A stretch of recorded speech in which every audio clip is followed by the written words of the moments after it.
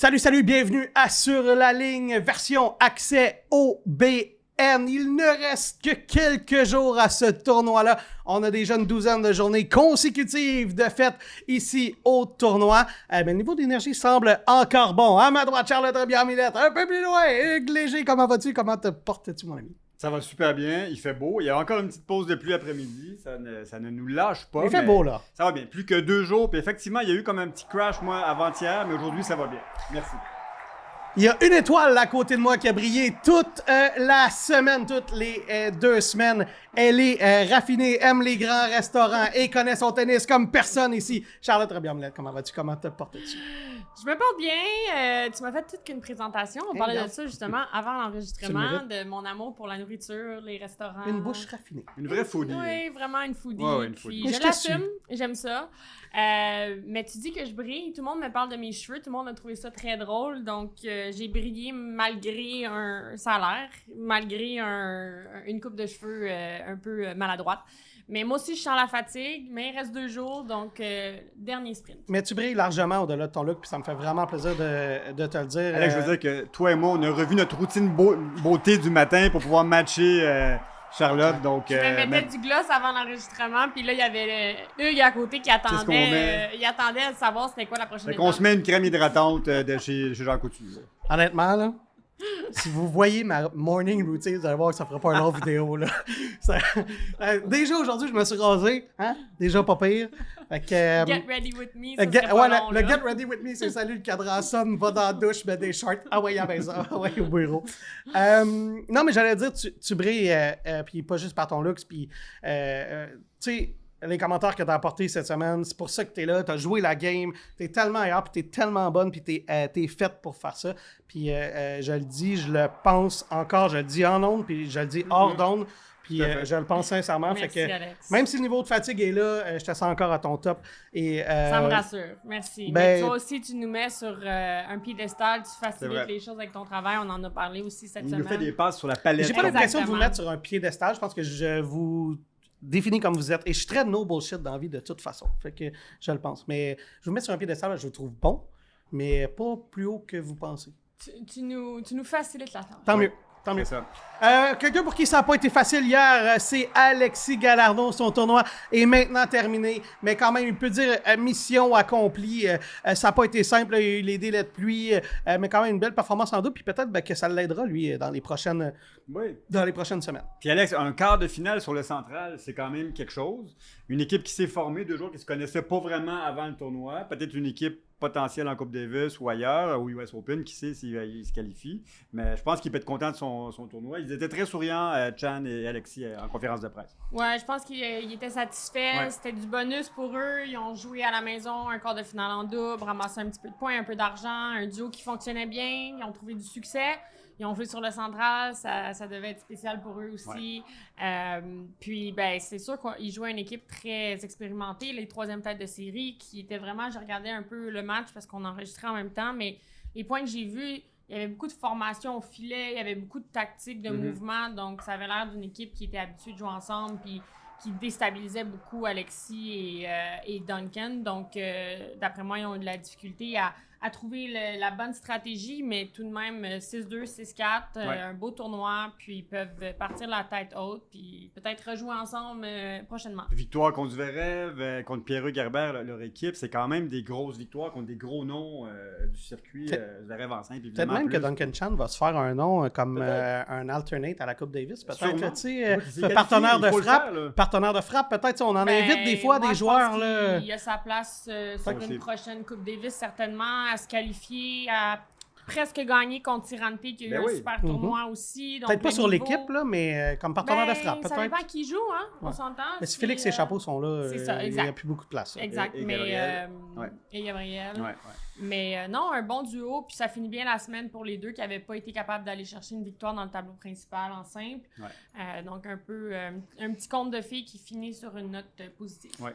parlant de nouvelles canadiennes, avant qu'on aille sur les matchs, là, parce que derrière nous, vous entendez peut-être un peu d'ambiance. Il y a quand même beaucoup d'ambiance. Là. Ça, c'est typique montréalais. Là. C'est le point de match. Ben, on a balle de match sur Jodor là, et Arthur Fils. Je vais vous donner les résultats. Peut-être que vous allez l'entendre, ne serait-ce qu'à travers le micro. Mais je disais que, pour la Coupe Davis, c'est quand même quelque chose de rassurant. C'est que Félix Auger-Aliassime a recommencé à s'entraîner à Cincinnati. Alors, je ne sais pas si vous avez vu ça. Vous en pensez quoi? Est-ce que vous attendez à le voir sur le terrain là-bas ou il a suivi le tour et il va prendre une décision en dernière minute? Ben, ce que ça semble dire sur son Instagram, c'est qu'il espère être prêt pour Cincinnati et qu'il est en train de se remettre dans le bain et de s'entraîner pour justement en prévision de ce tournoi. J'étais un peu surprise parce que pour moi, le fait qu'il se soit complètement retiré du tournoi sans même jouer ou essayer, c'est que la blessure devait être quand même grave, quand même importante. Mais là, il semblerait potentiellement être prêt à jouer le prochain tournoi. Je sais pas exactement si c'était par prévention pour sauver le reste de la saison, pour le US Open. On sait pas tous les détails, mais ça me surprend quand même. La question se pose. Moi aussi, je vous l'ai dit au podcast, les gens, je pense, seraient un peu étonnés justement qu'il fasse Cincinnati après s'être retiré pour quelque chose qui doit être grave, mais qui était traitable. Visiblement, il n'aurait pas réussi à le traiter en 48 heures, entre le lundi et le mercredi où il a annulé son match, mais c'est un peu plate. Qui est délicat avec les blessures, c'est que parfois, ça peut être juste quelques journées qui font la différence, que tu peux pas jouer, mais que dans 5 jours, tu pourrais jouer. Ouais. Mais d'un autre côté, je croyais que le tournoi était vraiment d'une importance pour lui, où est-ce qu'il allait vraiment pousser ses limites, puis au-delà de peut-être pas jouer Cincinnati ou peut-être d'être un peu compromis pour le US Open. Je pense comme toi. Mais ça semble pas être le cas. Donc, on va voir comment ça va évoluer. Ouais. Mais on espère tout de même qu'il se rétablisse rapidement puis qu'il soit prêt à compétitionner sous peu, mais ça m'a surpris. Il avait sous-entendu en conférence de presse ici qu'il allait voir ce qu'il allait faire pour Cincinnati. Ouais. Et moi, j'étais un peu dubitatif à ce moment-là parce que je me disais, ben là, tu joues pas ici. D'après moi, s'il y a un endroit où tu vas te forcer, ou en tout cas, aller une coche plus loin, pas que je dis qu'il y a des mauvaises intentions, mais qu'il va tout faire pour jouer, c'est bel et bien à Montréal. Alors, si tu joues pas à Montréal, j'imagine la semaine d'après, tu joues pas tant à Cincinnati. Mais il avait quand même dit... Je m'attends pas à ce que ce soit grave. Oui. C'est une blessure de dernière minute. Peut-être qu'il voulait pas sauter sur le terrain, empirer les choses à un moment où la blessure est un peu plus vive, puis garder ses chances pour le US Open. Parce que, bon, c'est le fun de Montréal, mais US Open, c'est le double des points, puis c'est le double de... Ultimement, c'est ça qui compte. On le sait, mais bon, c'est sûr que Montréal, en même temps, c'est particulier. Ouais. Non, c'est sûr que c'est à la maison. Là, on savait avec les retraits qu'il allait être deuxième tête de série. Il y a eu beaucoup de surprises aussi, donc... S'il y avait une chance pour moi de gagner le tournoi, c'était probablement cette année. Puis c'est certain que ça doit être un rêve d'enfance pour lui de gagner le tournoi ici à la maison, ayant pratiqué toute sa vie, vécu à Montréal. Donc, ça lève des questions, mais en même temps, on ne peut pas nécessairement remettre en doute parce que je connais Félix, je connais son éthique de travail, je connais son dévouement au sport.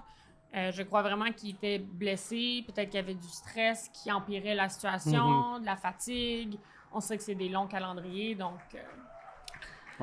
Enfin, on verra dans le cas de Félix et il est aussi annoncé pour la Coupe Davis déjà à Québec, chez lui aussi. Alors, peut-être qu'il y a ça qui le protège aussi, je sais pas. C'est en septembre, ça s'en vient. C'est là. C'est dans un mois. On sait qu'il a grandi aussi à Québec, à l'académie de son père. Son père est encore... là-bas, donc tu sais, c'est sûr qu'il y a un attachement aussi. Il adore jouer en Coupe Davis, on le sait, c'est important pour lui. Oui, donc... il a annoncé déjà qu'il jouerait à Québec, il fait un peu la promotion pour la Coupe Davis à Québec, ce qui est très bien. Mais effectivement, s'il voulait se protéger un peu, je pense qu'il était honnête en disant que c'est un tour qui se réglait rapidement habituellement. Donc 48 heures, c'était possible. Là, il reste Cincinnati, mais souhaitons que s'il joue à Cincinnati, il fait une bonne run au US Open aussi. Qui se reblesse pas, tu vois, c'est quelque chose qui est fragile, qui est tendre en ce moment. En tout cas, à suivre. Vous entendez peut-être la foule derrière moi. C'est qu'un joueur qui titille la foule sur le terrain. Aussi, ça fait jaser, Alex. Ah ouais, ben je suis content. Je sais pas si je suis content d'avoir mis sur le spot. Là. J'espère que j'ai pas créé de problème dans ta vie personnelle. Mais Raphaël Jodor vient tout juste de battre Arthur Fils au moment où on enregistre l'épisode. Et t'avais raison de dire que peut-être il pourrait être un candidat. Parce que là, il continue d'avancer, il va être en demi-finale. Ouais, mon instinct avait raison de me titiller parce que, ben, on le voit, il a battu Arthur Fils, 18e tête de série, 7-6, 6-3, puis j'ai regardé quelques points avant l'enregistrement. Ouais. Je voyais vraiment qu'il dominait, qu'il était comme une coche au-dessus, Ouais. puis que Fils essayait de s'accrocher, puis trouver des stratégies, mais que c'était vraiment Yodar qui menait ce match-là. On le sent bien, il était capable aussi de faire des amortis, donc autant qu'il peut être puissant et jouer vers l'avant. Il y a beaucoup de variétés. Il y a beaucoup de sensations au niveau de la touche aussi, ce qui est très bien. Il varie, donc moi j'ai été très impressionnée encore une fois aujourd'hui. Puis il retourne très bien. Ouais, avec raison. Moi aussi, il me titille un peu, Jodar, il faut le dire, parce que c'est une star montante, clairement. Là, on voit quelqu'un qui s'approche du top 10. Il est, je crois, 13e cette semaine, avec une performance de demi-finale en Masters 1000. Son ascension va se poursuivre. Donc, je pense qu'il se fait beaucoup de nouveaux fans à Montréal en ce moment, Rodard. Il va... Ouais, continue. Ben, il avait affronté à Washington Fils aussi. Ah oui. Et ça a été exactement le même pointage. Le même pointage? 7-5 dans le tie-break, C'est bien bon, ça. 6-3. Wow. Non, mais bon. Exactement. Même score dans le tie-break du premier set. Et même... Dans le fond, les deux sets qu'il a gagnés, c'est les mêmes scores. Exactement. Okay. 7-6, 7-5 au tie-break et 6-3, pardon, au deuxième Ouais, set. parce que là, il a gagné 7-6, 6-3 contre Arthur Fils. Il va affronter Brandon Nakashima, l'Américain, le vieux Américain de 25 ans. Le plus vieux des quarts de finale. Le grand-papa. Ouais. Le grand-papa des quarts de finale, Nakashima. Ils n'ont jamais joué un contre l'autre. C'est peut-être... ça va être une finale peut-être un peu moins... Une demi-finale un peu moins sexy que celle dans le haut du tableau, là, où il reste Shelton, Tien, Merida ou Mensik. J'ai l'impression que dans le haut du tableau, là, on a quelque chose d'intéressant, mais... Hey, Ben, moi, c'est plus parce que je trouve que Nakashima, il est super, mais on dirait que je m'intéresse moins un petit peu. Je m'attendais pas nécessairement à le voir en demi-finale, donc je suis comme prise par surprise par son résultat. C'est son meilleur résultat de sa première demi-finale en Masters 1000, donc je pense que lui aussi doit être très, très content de sa performance. Il vient de battre Darderi, l'Italien, 6-2, 6-3. Ouais. Assez solide, assez franc. Ouais. Mais je peux pas dire que je suis si Emballé.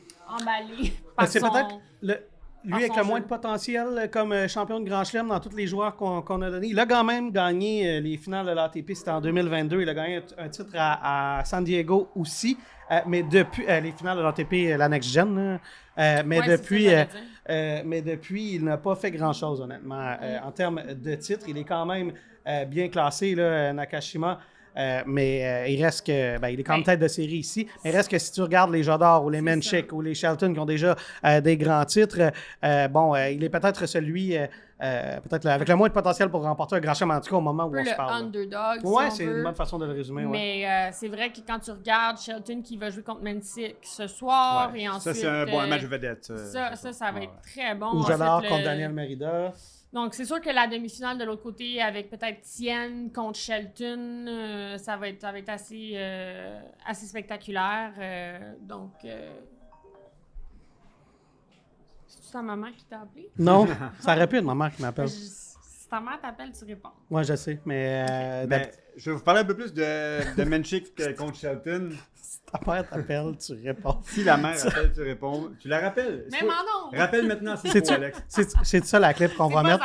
C'est ça la clip qu'on va mettre dans c'est parce que tu as eu ta mère en entrevue. Ouais, j'ai eu ma mère en entrevue. Tu peux pas l'amener en entrevue puis pas répondre à ses appels. Non, t'as raison. Ça marche pas. Mais en même temps, elle aurait été fâchée, je pense que je réponde si ça avait été ma mère. On répond toujours quand même. C'était mon amie Karen que je salue. Moi, j'ai cette règle-là. Je salue Karen. Avec mes enfants, pareil. Mais eux répondent pas quand j'appelle, par contre. Ça, c'est un autre problème. Ah, c'est triste. Moi, je vais parler de Menchik Shelton. Ouais, change de sujet avant de pleurer. Est-ce que ça va être un peu comme Jodar, Fils et Mensik, le jeune, va surprendre Shelton? Moi, je suis vraiment curieux de voir ce match-là. Ouais, je suis curieuse, mais je pense quand même que je miserais sur Shelton. Moi aussi. Ouais. On le sait aussi que Trinity, sa blonde, sa copine, qui est là, Rodman, l'a surpris à l'hôtel à Montréal. Il s'en attendait elle l'a surpris pas. dans le bon sens. Oui. Elle lui a fait une surprise. À la porte. Puis, elle a fait une surprise d'arriver un matin à Montréal hier ou avant-hier, avant son match, pour venir le supporter. J'espère qu'elle n'a pas eu de mauvaise surprise en rentrant. Non, mais c'est parce que qu'est-ce qui est arrivé dans le clip, c'est qu'il a ouvert la porte, puis il était comme un peu endormi, puis il était comme surpris. Il a refermé la porte. Il a fermé la porte. Là, les gens dans les commentaires étaient comme, il a refermé la porte. Parce que l'autre s'est poussé par la fenêtre. Pousse dans la fenêtre. Je suis pas d'accord avec ça. Mais ça a été dit dans les commentaires, ça a été lu. Il a réouvert la porte 2 minutes après. Non, pas 2 minutes parce que là, on a un problème. Il a réouvert, je crois, presque tout de suite la porte. Puis là, ben, c'est ça. Mais bref, tout ça pour dire que sa copine, Trinity Rodman, qui est aussi une très, très grande C'est une joueuse de soccer joueuse professionnelle aux de soccer États-Unis et professionnelle, la une des fille meilleures. de Dennis Rodman. Ouais, mais mais on n'est pas obligé de nommer ça. non, parce qu'elle l'aime pas. Elle a jamais. pas nommer ça, c'est Trinity Mais ça fait Rodman. quand même partie Mais de son... ça pour dire qu'elle est là, elle est en ville, elle était à son entraînement hier pour le supporter, donc je pense que ça lui donne un petit, Très cool. un petit plus de plus. Elle va à plusieurs tournois avec lui, en fait. Donc, Elle le supporte beaucoup, Oui, puis oui. et vice-versa, C'est très lui aussi cool. va à, Ouais. à ses... Donc je pense que c'est une belle un relation. power puis- couple du sport. Exactement. Juste dire que les deux moments qui vont peut-être se ramasser dans les clips écourtés, Possible. c'est pas des moments qu'on avait prévus. C'est les meilleurs moments, Ça va pas ceux toujours. qu'on Oui. on n'attend pas. Non, exact. Mais mettons, ton chum, là, t'arrives, tu lui fais de surprise, j'ouvre la porte, puis il referme, tu fais quoi? C'est une bonne question. Tu Je cognes-tu? retourne de bord. Je retourne à la maison. Ciao, bye. Hey, ouvre-moi la porte. Ce que je veux dire, c'est que quand il a ouvert la porte, d'après moi, il a vu qu'elle filmait, puis qu'il était comme endormi. Puis là, il devait être comme... C'est mon sentiment. Il était comme un peu genre, oh, Mais C'est elle est comme comme too un jeu de much, chance. c'est comme un Ouais. rêve, en il fait. rêvait encore, là, Ouais, il est c'est ça. encore endormi. Ouais, je comprends. Lily a un doute Mais ici. je dis aux gens, allez voir le clip, faites votre propre opinion.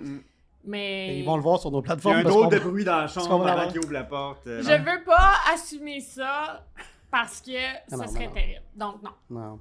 Et... Moi, j'ai pas vraiment envie qu'on continue sur ce sujet-là pour être Donc ben là, honnête. on parle de qui, Parlons là? de Toronto un Parlons peu. de là. Mensick contre Shelton. Ah. Parlons du joueur de tennis. Tu t'attendais à On quoi? vient d'en parler. On a Ouais, dit que on ça a allait pas- être un très bon match. Oui. Moi, je mise sur Shelton malgré, Moi aussi. malgré que Mensick joue très, très bien. Champion défendant, rappelons-le. Ouais, moi, je pense que Shelton, ça reste encore mon choix pour aller jusqu'au bout dans Ouais. ce tournoi-là. Est-ce que tu es maintenant dans Team Jador, vu que ton joueur a été éliminé pour aller Mais jusqu'au tu bout? le sais, Ouais, tu restes jusqu'avec.